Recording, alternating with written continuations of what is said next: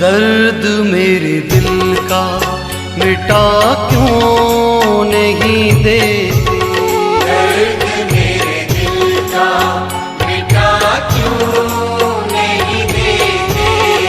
बिहारी जी मुझे वृंदावन बुला क्यों नहीं लेते, बिहारी जी मुझे वृंदावन बुला क्यों नहीं लेते।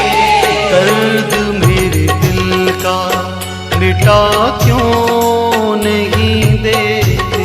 दर्द मेरे दिल का। Hello students, this is AJ Yadav from MPSC Rudhauli बस्ती। बच्चों, आपने इस मधुर पंक्तियों में सुना कि जब व्यक्ति को अपना अंत निकट होता है तो उसे इसी प्रकार की भगवान की भक्ति याद आती है। आपके सामने आज हम एक ऐसा कविता लेकर के हाजिर हो रहे हैं, PB शैली द्वारा रचित, जिसका नाम है एलाइनमेंट। PB शैली बहुत उच्च कोटि के कवि थे, लेकिन इनका जीवन काल बहुत कम था। कुल इनका जो टोटल जीवन काल था वो लगभग, मतलब मान के चले अपने एक मानव का जो जीवन काल होता है उसका चौथाई भी ये नहीं जीवन जी पाए थे। लेकिन इन्होंने अपने छोटे से जीवन काल में इन्होंने बहुत कुछ कविताएं लिखा और वो कविताएं एक से एक प्रेरणादायक करता रही। इस पाठ में आपको बताया जा रहा कि कवि जब 28 साल की अवस्था में पहुंचा तो उसे ऐसा महसूस हुआ कि अब उसे इस दुनिया में बहुत ज़्यादा दिनों तक नहीं रहना है। वह बहुत दुखी मुद्रा में अपने युवावस्था के दिनों को याद कर रहा है कि किस प्रकार वह युवा था, किस प्रकार वह जीवन का आनंद लेता था, लेकिन अब उसके लिए सब कुछ बेकार हो गया है। तो आइए इस मधुर पाठ का हम लोग अध्ययन करते हैं। पाठ का नाम है एलाइनमेंट, कंपोज्ड बाई PB शैली, पर्सी 20 शैली। तो कवि के सामने मृत्यु मुंह फैला करके खड़ी है और कवि कह रहा है, O world, O life, O time, हे संसार, हे जीवन, हे समय, on whose last steps I climb, जिसके अंतिम पावदान पर मैं खड़ा हूँ। कवि को मृत्यु उसके सामने साक्षात दिखाई दे रही है। ऐसा लग रहा है कि महाराज उसके सामने ठीक खड़े हैं और वो बहुत दुखी मुद्रा में कह रहा है कि हे संसार, हे जीवन, हे समय, मैं तुम्हारे अंतिम पावदान पर अब खड़ा हूँ। Trembling at that where I had stood before, यहाँ मैं अब काँप रहा हूँ। जहाँ मैं पहले मजबूती के साथ खड़ा हुआ करता था, आज इस जगह पर मेरे पैर बहुत बुरी तरह से डगमगा रहे हैं। When will return the glory of your prime, no more, oh never more. कभी अपने मन में सोच रहा है कि हे युवावस्था, तुम्हारे जीवन की चमक, तुम्हारी खूबसूरती, तुम्हारा गौरव मुझे कब वापस मिलेगा। फिर कभी अपने जवाब भी प्राप्त कर रहा है कि ओह मोर, नेवर मोर, ओ अब कभी नहीं मिलेगा, मुझे कभी नहीं मिलेगा। वह है युवावस्था की शान, वह युवावस्था की चमक, वह युवावस्था की वैभव अब कभी को कभी मिलने वाली नहीं है। इसी बात को लेकर के कवि बेहद दुखी है। और आपकी जानकारी के लिए बता दें कि इस कविता के लिखने के, यानी जिस समय ये कविता लिखे हैं, फील कर रहे हैं कि मर जाएंगे, उसके ठीक 2 साल बाद, यानी 30 साल की अवस्था में ये समुद्र में डूबने से इनकी मृत्यु भी हो गई थी, PB शैली साहब की। तो इस पाठ में, इस पैराग्राफ में इन्होंने देखा, बताया कि वो अपने जीवन के अंतिम पावदान पर खड़े हैं। उनके पैर अब बहुत बुरी तरह से डगमगा रहे हैं। वो यहाँ मजबूती से पहले खड़ा हुआ करते थे, लेकिन आज उनके पैर बहुत बुरी तरह से डगमगा रहे हैं। मृत्यु इनको झकझोर दे रही है और ये महसूस करते हैं कि वो फिर से कभी युवा नहीं हो पाएंगे और वह युवा अवस्था की शान और चमक जो होती है वो उन्हें फिर कभी वापस नहीं मिल पाएगी। Out of the day and night, दूसरे स्टैंजा में ये कवि कह रहे हैं PB शैली साहब, out of the day and night a joy has taken flight. दिन रात एक करके खुशियों ने मेरे पास से उड़ान भर लिया है, अर्थात अब मेरे पास खुशी नाम की कोई चीज़ बची ही नहीं है। मैं इसमें खुशी विहीन हो गया हूँ, प्रसन्नता विहीन हो गया हूँ और मेरे जीवन में अब केवल कांटे ही कांटे दिखाई दे रहे हैं। कहीं खुशी का नामो निशान तक नहीं दिखाई दे रहा है। यानी सारी खुशियाँ मेरे पास से उड़ान ले चुकी हैं। फ्रेश स्प्रिंग, ताज़ा बसंत एंड समर, और गर्मी का मौसम एंड विंटर होर, और ठंडी के मौसम का वो जो भूरापन होता है या कोहरा होता है। मूव माई फेंट हर्ट विथ ग्रीफ, यह मेरे कमज़ोर हृदय को दुख से परेशान करते हैं। बट विथ डिलाइट, लेकिन कभी यही मुझे आनंद दिया करते थे, और आज आनंद देने के बजाय ये मुझे दुख प्रदान किया करते हैं।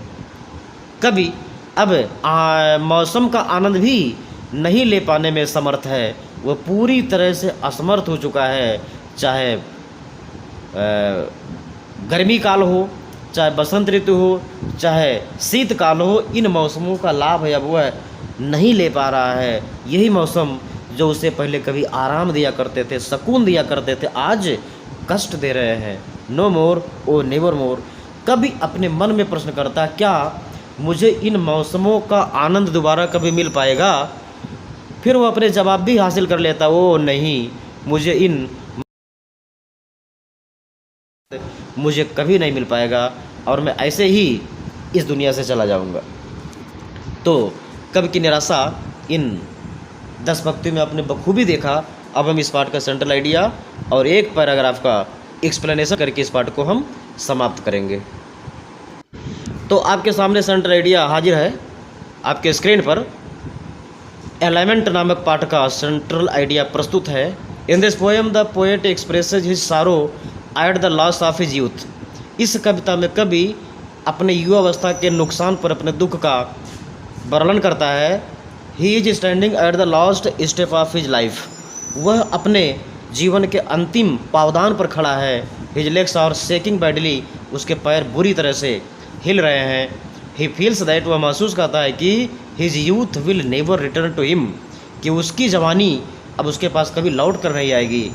ही इज जॉयलेस, वह आनंद रहित हो गया है। The spring, summer and winter, बसंत ऋतु, ग्रीष्म ऋतु और जाड़े का मौसम गिव्स हिम सारो, उसको दुख देते हैं। इंस्टेड ऑफ डिलाइट, आनंद देने के बजाय ये सब मिल करके उसे दुख दे रहे हैं। Instead of delight, really the idea of coming death, वास्तव में आगामी मृत्यु का विचार हैज डिस्टर्ब्ड हिम डीपली, उसको बहुत बुरी तरह से कह लीजिए परेशान करके रख दिया है। तो यह सेंट्रल आइडिया आपका हो गया। अब हम एक पैराग्राफ की व्याख्या करने जा रहे हैं। तो चलिए हम लोग आप व्याख्या करते हैं। आपके कविता का जो पहला स्टैंजा है, ओ नेवर, ओ वर्ल्ड नेवर मोर, ओ वर्ड से शुरू होकर के नेवर मोर पर ख़त्म हो जाता है। इस पैराग्राफ को हम लोग देखते हैं। रेफरेंस देख लीजिए। This stanza has been selected from the poem element composed by P B. Shelley. यह पद्यांश से पी.बी. शैली द्वारा रचित एलिमेंट नामक पाठ से चुना गया है। कॉन्टेक्स्ट आप लिख लीजिए। इन दिस स्टैंजा, इस कविता में the poet is very sad, कवि बहुत दुखी है। Eight the loss of his youth in his yearly life, अपने शुरुआती जीवन में अपने जवानी के चले जाने पर कवि बहुत ही दुखी है, बहुत ही परेशान दिखाई दे रहा है।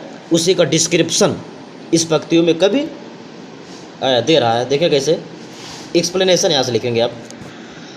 The poet is full of सारो, कवि दुख से भरपूर है, दुख से भरा हुआ है। बिकॉज माने क्योंकि, ही फील्स दैट, क्योंकि वह महसूस करता है कि he will not live long in the world, क्योंकि वह महसूस करता है कि वह इस संसार में अब ज़्यादा दिनों तक नहीं जिएगा।